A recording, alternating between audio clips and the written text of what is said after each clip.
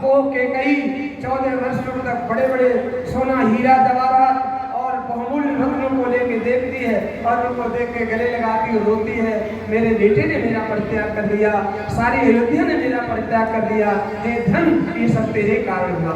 तो हम ऐसा सोचते हैं कि मेरे पास ज्यादा मनी होगा, ज्यादा धन हो जाएगा तो हम बहुत सुखी होंगे। ये बात बिल्कुल गलत है। अगर आप चाहते हो हमारा समाज, हमारा घर, हमारी गृहस्थी कैसे चले, तो यही बहुत जरूरी है।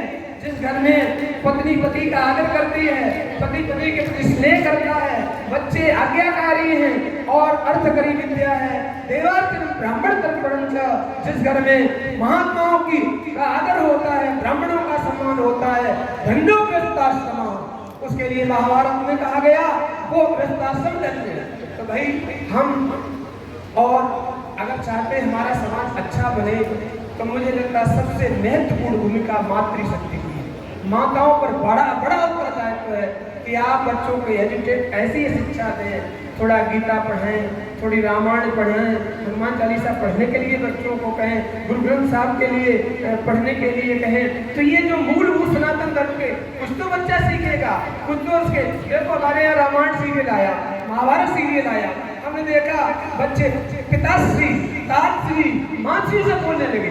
क्या होता है जब देश की शिक्षा का, तो लोहार को बना दो लोहे वाले को, अगर लकड़ी का काम हो तो लकड़ी वाले को बनाते हैं, इलेक्ट्रिसिटी करना हो तो इलेक्ट्रिक वाले को बनाएंगे। तो ये सब विभाजन सारे विश्व में था है।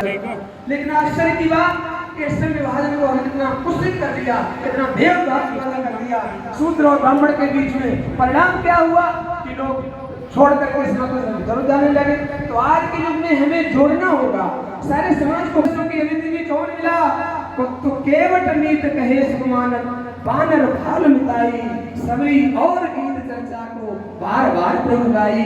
भगवान राम ने ये नहीं कहा अगस्त मिले, काशी मिले, दिल्ली मिली, गीत मिला।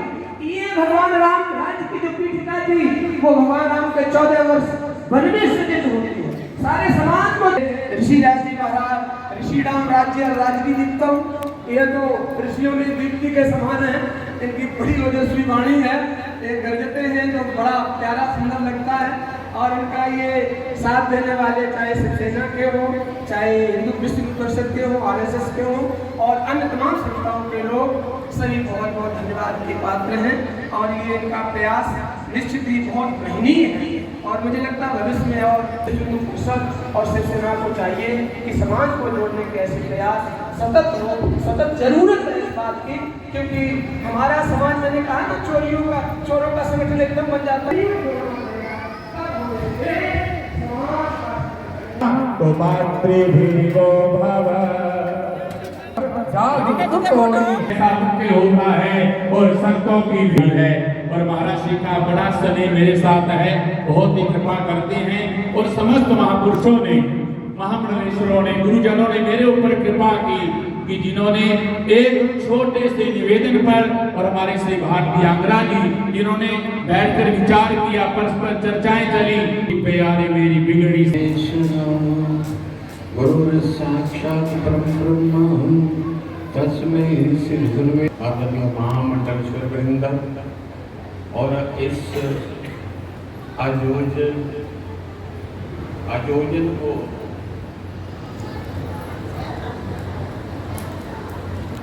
पूरा करने के लिए, इस आयोजन को, संस्कृति को कैसे बचाना। संस्कृति तो तभी से बिगड़ गई थी जब कलयुग आया। और उस समय परीक्षित जी थे, कलयुग के पहले राजा परीक्षित जी हुए।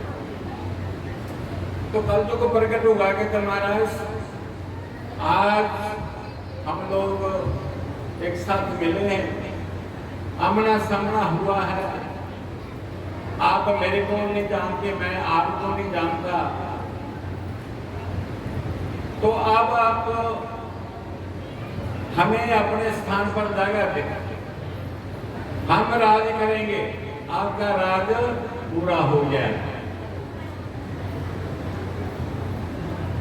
तो वो कहने लगे मेरे जीते जी तो आप इस मेरे नगर में प्रवेश नहीं कर सकते, मेरे राज्य सब्जी तैयार कर दिया। तो वो प्रोना भी आ गया, आकर के बैठ गया, सज गया। हमने तो भोजन करना नहीं था, परंतु प्रोने के लिए जो तैयार कर रखा था भोजन, उसमें 8-10 सब्जियां थी। और प्रोना कहने लगा कि इतनी सब्जी, इतनी खेचल करने की क्या जरूरत थी, इतनी तैयारी की आपने, कितनी सब्जी करेले बनाई है आपने, दाल बनाई है, साग बनाया है, और गोभी बनाई है, टिंडे बनाए, कितना कुछ उन्होंने बना दिया, शाही पनीर बनाया, तो इतनी तैयारी करने की क्या जरूरत थी। वो कहने लगा महाराज तैयारी करने की जरूरत नहीं है, हमने की भी नहीं है। तो फिर कहते फ्रिज में 7 दिनों की सब्जियां बची हुई है, वो हम रख लेते हैं, वो गर्म कर करके आपको दे रहे हैं, इसमें तैयारी की क्या जरूरत है। इतनी झूठी चीजें होती हैं। आटा भी गूंदा और फ्रिज में, दूध बच गया तो फ्रिज में, झूठी सब्जी बची तो फ्रिज में, जो भी आया सब कुछ फ्रिज में। एक तो झूठ है, वहां कलयुग होगा कि नहीं, और जहाँ कलयुग होगा झूठ होगी, जहाँ वहाँ कलयुग निश्चित ही है। और ये हमारी संस्कृति केवल माताओं के ऊपर, ब्राह्मणों के ऊपर और माताओं के ऊपर। ब्राह्मण अपना फर्ज भूल गए, ब्राह्मण अपना वेदक भूल गए, अपनी विद्या भूल गए, छोटी माताएं अपना ड्रेस भूल गई, ब्राह्मण अपना ड्रेस भूल गए, अपना खाना पीना भूल गए। अब ब्राह्मण भी अंडे खा रहे हैं, सब कुछ कर रहे हैं, जितना भी कुछ, जितनी दूषितता ब्राह्मणों में आई है, वो अपनी संस्कृति के रक्षक होकर के नहीं संभाल पाए, तो दूसरी जाति क्या संभालेगी। और वहाँ मेरा ख्याल है कि कलयुग कम है, इसलिए बहुत अच्छा लगा। ये संत आपको जगाने के लिए आए हैं। यदि आपने अपनी संस्कृति को संभालना है, पहले तो ब्राह्मण अपनी ड्यूटी संभाल ले, संस्कृत पढ़ाए, हर स्कूल में अपना आचरण बदले, अपना आचार बदले, अपना व्यवहार बदले। उसी प्रकार माताएं भी अपना आचार व्यवहार बदले, अपनी ड्रेस बदले। अब देखिए आप ब्राह्मण लोगों तो पेंटे पहने होती है, पता नहीं लगता वे ब्राह्मण के सेठ है, ना चौकी रखी होती है, ना अब जब आते हैं तो फीस बता करके आते हैं, फीस ला करके चले जाते हैं, कोई धर्म प्रचार नहीं। माताओं के प्राता और श्री रघुनाथा मात पिता को नमामि माता। जब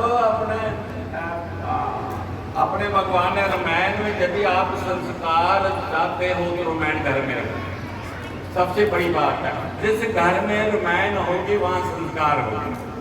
संस्कार के बगैर हम अपना जीवन को पश्चिमी सभ्यता की ओर लेके जा रहे हैं। जैसे जैसे हम लोग पश्चिम दिशा की ओर जा रहे हैं, हमारा सब कुछ बिगड़ता जा रहा है।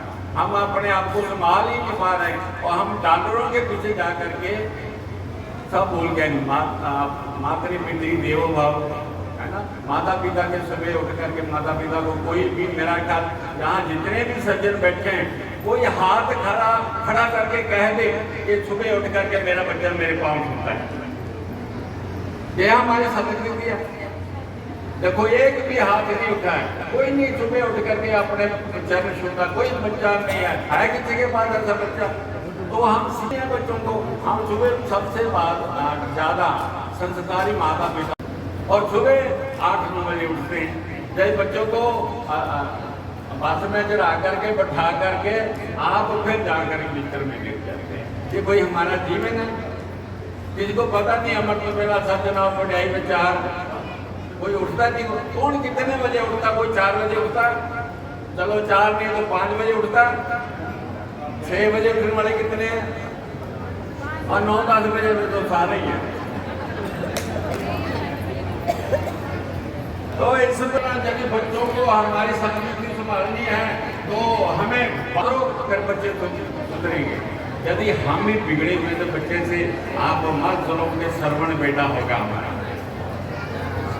और यदि हम ये सास है, सास बेचारी नौ की रक्षा देखती रहती है, इसकी कोई गलती निकालती रहती है, और नौ सास की, और सास नौ की गलती निकालती रहती है। और देखो बूढ़ी हो जाती है, नौ रानी और दादी नानी बन जाती है तो फिर उसकी बारी आ जाती है, आगे जो नौ आएगी उसके लिए ये सिलसिला चलता है। बेचारे सबसे दुखी माताएं घर को संभालती है तो हमारा देश सुधर जाएगा, हम सुधर जाएंगे। हमें कोई भी जितनी मुसीबत आ रही है देखो, बाजार से निकला नहीं जाता, महात्मा लोग तो बाजार जा ही नहीं सकते। फटे कपड़े फटी पैंट पहनी होती है, फटे कपड़े पहने और बालों को नहीं, कोई चुन्नी ला करके राजी नहीं सिर पे, चुन्नी का तो रिवाज ही खत्म होता जा रहा है। ये मेरे को बहुत अच्छा लग रहा है, अच्छे लोग बैठे।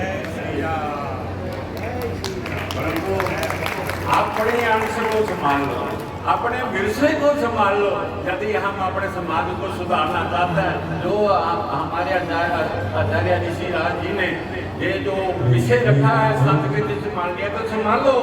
हमने संभालने को पड़ोस में अमेरिका पलेगा ना, चीन आकर के संभालेगा, आपको संभालनी पड़ेगी। इसलिए आप अपनी संस्कृति को संभालते हुए और अपने धर्म को बचाते हुए हर घर में रामायण का प्रकाश करो। सुबह उठ करके जो जगाओ, बच्चों को साथ बैठ करके आपके हनुमान चालीसा, सुंदरकांड, चार रामायण का पाठ। यदि एक भी चौपाई आप पूरा पेज मत पढ़ो, एक ही चौपाई रोज की पढ़ लिया करो तो आपके घर में स्वर्ग हो जाएगा, वैकुंठ बढ़ जाएगा।